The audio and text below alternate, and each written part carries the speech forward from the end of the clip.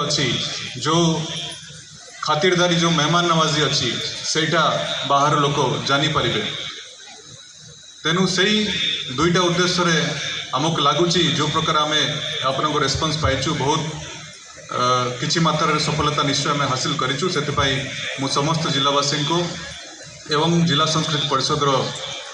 सदस्य मानू तथा मीडिया भाई मानू एवं जो माने भी आमर ये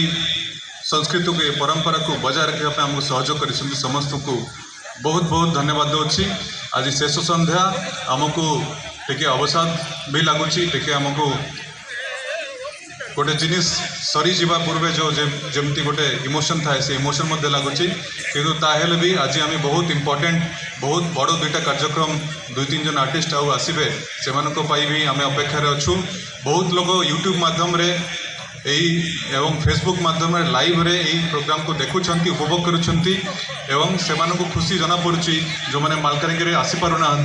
कि कौन कार्यसूत्र रे कि पारिवारिक कम मालकानगिरी बाहर को बसवास करुँच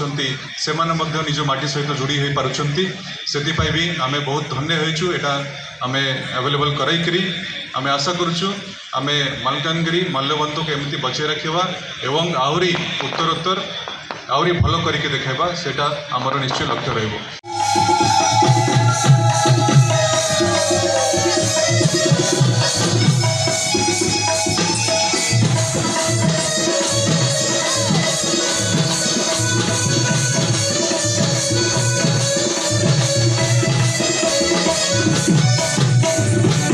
देवी